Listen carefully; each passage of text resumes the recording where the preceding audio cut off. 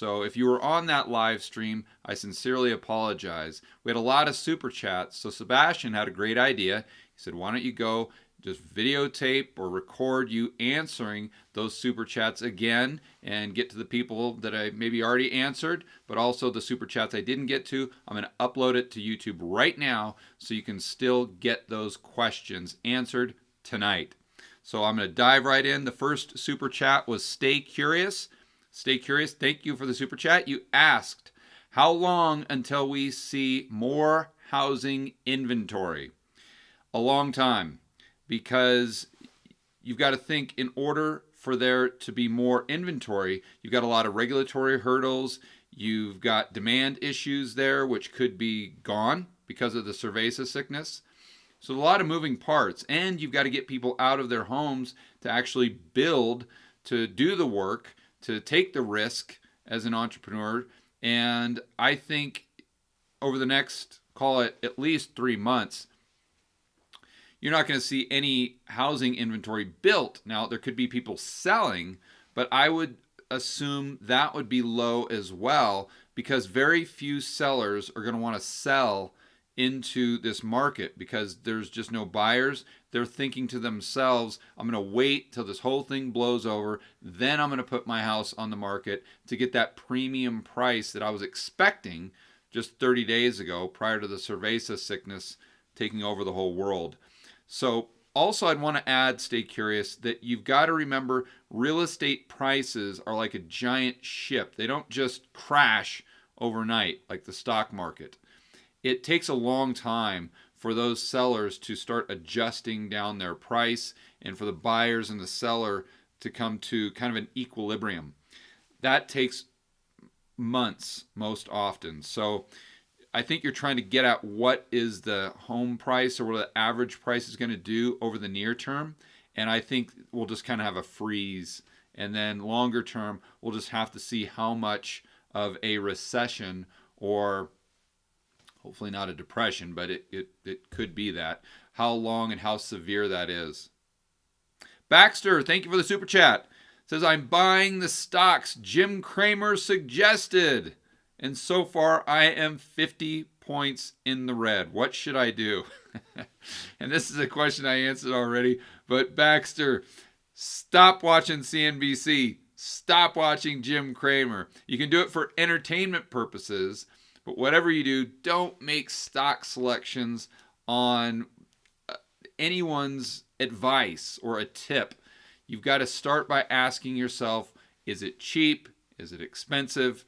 If so, then you buy it based on its historical average adjusted for inflation, or the cash flow relative to what you would normally get on a treasury. That's where you have to start. You're already 50 points down. So if it were me, I would just cut my losses and try to start from scratch with a more, well, I don't want to say a better mindset, but with a different mindset that asks different questions first. Forget about asking the question, which is all Jim Cramer does. Is it going up or down in price? Just completely forget that question. Again, you start, is it cheap? Is it expensive? Go from there. Zoomer, thank you for the super chat. Don't you think U.S. will come out stronger out of the end of this and real estate market will boom due to low interest rates? I absolutely 100% do not think that. The U.S. could come out stronger. My guess is they won't, because they didn't take it as seriously as they should have at the beginning. You'll notice countries that kind of were nonchalant about this, i.e. Europe, are really struggling. And the countries that really took the bull by the horns right off the bat, like South Korea, Singapore, they've done very well on flattening out that curve, which I'm sure all of you have heard Dr. Chris Martenson reference on his videos. So I hope I'm wrong, but I would assume that the U.S. I would assume the U.S. looks more like Spain and Italy than Singapore, unfortunately. As far as the real estate market, no, because although I would agree lowering interest rates does give some tailwind to the market because it makes those mortgage payments cheaper. But you've got to remember what else has gone on, that home prices are at all-time highs. So it doesn't necessarily mean that the mortgage payments would be cheap even at 0% interest. The income has not kept up with the price, especially in these coastal markets. You guys know the ones I always talk about, the cyclical markets. But now it's even getting kind of bad in those linear markets as well. At some point in time, the home prices have to adjust back to their historic average. Going back to 1900, you guys know the chart that I always reference, adjusted for inflation, make sure of that. But I just don't see a boom, because lowering the interest rates from an economic standpoint, what is that supposed to promote? That is supposed to bring demand from the future into the present. Well, how much more demand can we bring in from the future? Who is sitting on the sidelines at a 4% interest rate saying, darn it, if I could only get 20 more basis points, if I get it down to 3.8, then I would definitely pull the trigger. No one's really saying that. And at a certain point, mortgage rates don't exactly follow the 10-year. We could have a situation where the 10-year is going down and mortgage rates might not budge. So I don't think that the mortgage rates are going to affect the monthly payment enough to make it affordable for enough people to get that boom or that massive increase in demand that you might be expecting. So I would be surprised if the real estate market is at the same level in a year. And I would assume that it would be lower, if anything, in the next year, because it just, at some point in time, the prices have to match up with the income. And the income has done this, and the prices have done this. Master Meep, thank you for the super chat. Trump emphasizing Chinese virus. Do you think we are setting them up as a scapegoat in order to go to war when our economy collapses further? Unfortunately, this is kind of the standard operating procedure, not just for the United States, but a lot of countries, but we're very good at it. In the sense that when we have a problem or an issue, we always look at the other guy. Well, it's got to be those foreigners. They've got a different religion. They smell funny. They eat different food. They're completely different. And I think it's a little worse for Americans because, unfortunately, not a lot of Americans go outside of the country to see that whether you're in Europe, you might be in Africa, Australia, in all these Asia somewhere. People, yeah, on the margin are different, but as a whole, listen, they're just like you. They're going to be pretty hardworking. They're going to put their family first as far as their priorities, their spouse, their kid. 90% of it's pretty much the same. So it's a neat scapegoat, to your point. I hate it. I don't like it. I think it's a flaw in the human condition, if you will, but it is what it is. We can be very tribal, unfortunately, and I don't know if Trump is emphasizing the Chinese thing on purpose. I don't know. I don't really get into the name thing. I know that that's in the media right now in the United States. That's like a big deal. I think we got bigger fish to fry.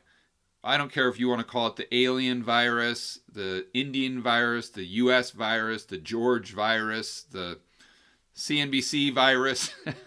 I don't care what you call it. That's just, if we're worrying about that as opposed to the virus itself, we're taking up way, way, way too much mental bandwidth that should be allocated to really solving the problem. It's like your house being on fire and you worrying about the toilet being clogged. Probably not a good use of your time.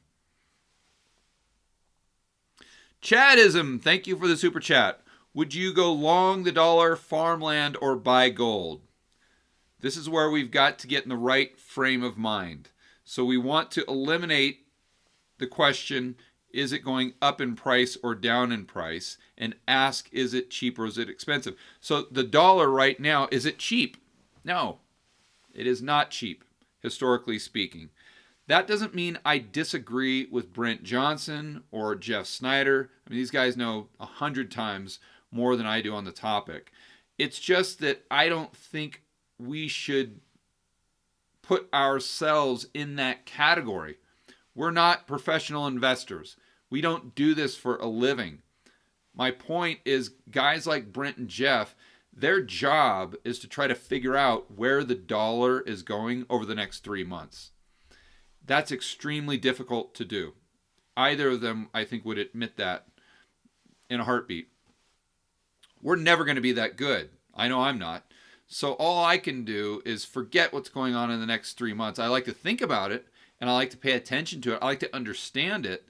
But as far as me actually allocating my portfolio, I'm looking 3 years, 5 years, 10 years down the road. That's really all I can handle with any type of confidence. So then the question becomes, is the United States dollar cheap, historically speaking, when I look out over the next 5 years or 10 years? No, it's not. So I'm not a buyer, plain and simple. Moving on to farmland, I think that could be extremely interesting. I would warn you against going into property that could be illiquid. That's a big mistake that I made when I first got into real estate, and I'm much prefer to buy already built residential properties because they're throwing off cash flow and they're far more liquid. They have two buyers. You have an investor and you have an owner occupant. With farmland, you're really going to have one buyer. That's a farmer or someone who wants to somehow use that land to produce income. So my point is, I would shy away from just land. But if it's producing farmland, maybe it's a small farm where they're growing blackberries or walnuts, or maybe a dairy farm, something like that, and it's actually throwing off cash flow, then I'd look at what they're asking per acre. I'd look at that historically, do the exact same analysis. Is it cheap? Then I'd look at that cash flow relative to what other investments I could get, or what I would consider a good return on my money, even at any point in time, whether it's during zero interest rate policy time or during Fed funds at 5 or 6. So I would want 10+%. If I get 12, 14%, 15% on, as far as positive cash flow on a piece of farmland, and per acre it's relatively cheap, historically speaking, I'm all about it. I think it's a fantastic deal. As far as gold is the only asset where I really don't ask myself that question. Is it cheap? Because I'm only buying it to maintain my purchasing power. That's it. I'm not buying it to get rich. I'm buying it to stay rich. Big, big difference. So if I make an extra $100,000 in a month or a year or whatever, I'm not asking myself what's the price of gold. I don't care. Whatever the price of gold is, I'm going to buy $10,000 worth of physical gold. With the other $90,000, then yes, I'm not, as far as an investment or speculation, I'm going to start asking those questions. But gold is unique in that aspect. So again, it's all about mindset, and hopefully that makes sense. Funding Jim, thank you for the super chat. 4 safe rental areas to buy within 6 months for cash flow. This was a difficult question for me to answer before, and because it's just so much of an unknown what's going to be happening over the next 2 or 3 months in residential real estate. Like I said earlier, most likely the prices will just freeze, and real estate prices really don't go down or up that quickly. But I've never seen this type of black swan event. Maybe this time it's different. I don't know. So if it were me, I would look at the numbers, and if it made a lot of sense right now, as far as the cash flow, the RV ratio, everything that we talk about, and I had just a perfect property, I had a motivated seller, it was just boom, this is ideal. Great neighborhood, great school district.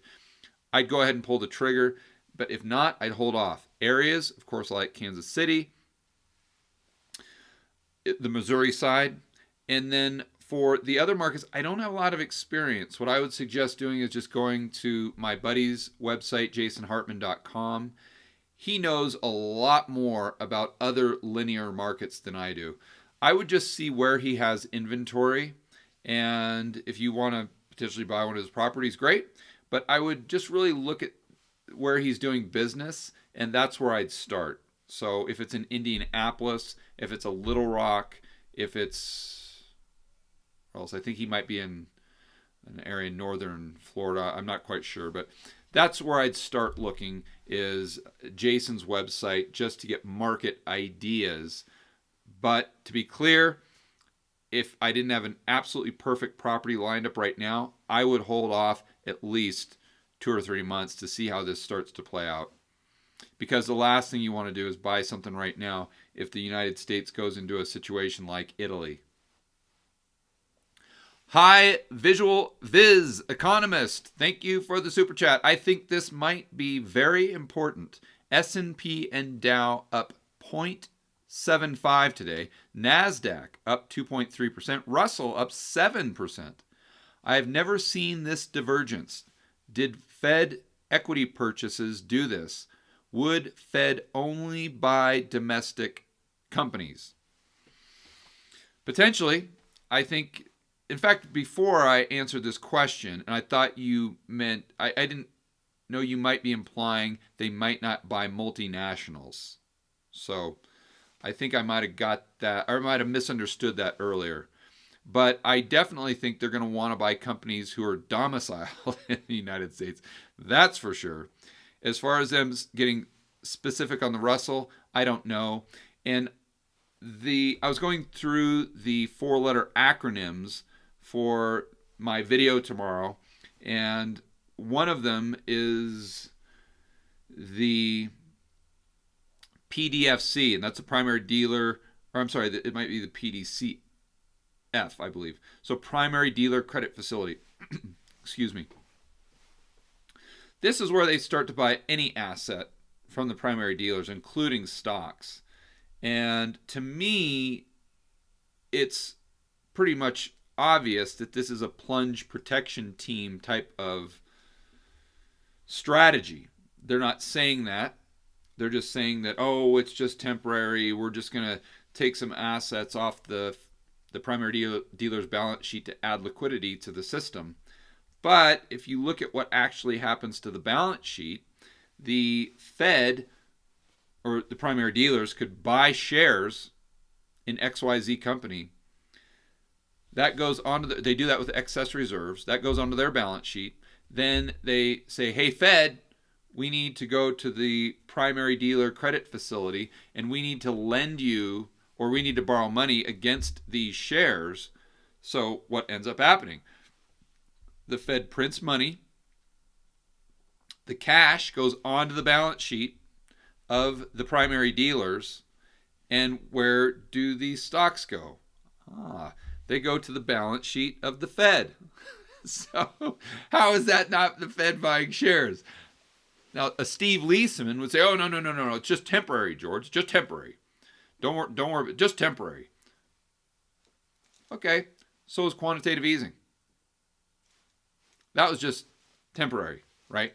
And what was quantitative easing? That's when the Fed was buying assets, treasuries, or mortgage-backed securities from the primary dealers. Same thing.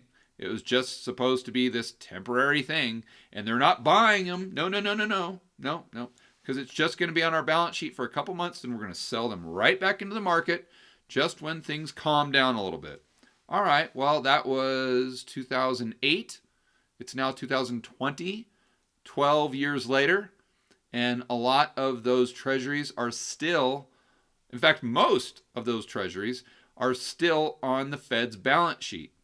So how did they not just buy those treasuries? I think you could see the exact same thing happen with all of the shares that they put onto their balance sheet as collateral from the primary dealers. And that if the shares continue to go down, the primary dealers and everyone else is going to have 100 cents on the dollar, and those assets will just continue to go down as well. They'll just continue to go down on the Fed's balance sheet. And since they don't have a profit or loss, who cares? I think that's kind of the game plan here.